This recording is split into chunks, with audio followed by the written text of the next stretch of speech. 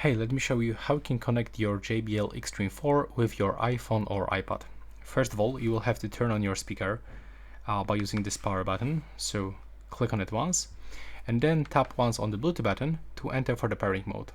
So it will start blinking. So click on it one more time. There we go. It will also start making this beeping sound. Now, all you have to do is just to open the settings on your iPhone or iPad, open the Bluetooth settings, and you can select your JBL Xtreme 4 from the available devices list.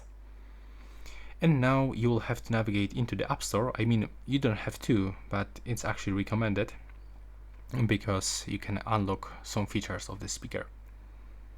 So go into the search and input this phrase JBL Portable. There we go. This is the application that we have to get. So tap on this installation button. If you got this installation confirmation, you will have to click on the power button 2 times on your iOS device, or even input your Apple ID password.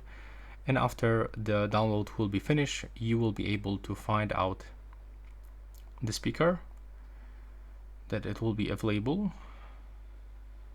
And now we can open it.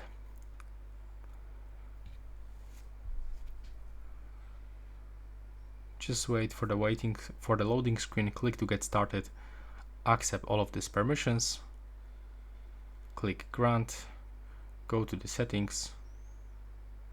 Okay, the Bluetooth is actually selected, never mind.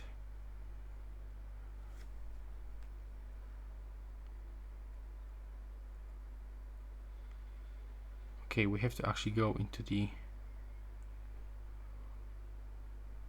Bluetooth. No, it doesn't actually allow us to. I don't know, it's just turned on. That's weird. Okay, never mind. We are just connected. That was super weird. For the first time, I've got some kind of the information to get it enabled, but yeah, now we are connected, and this is it for this video. Right now, please subscribe.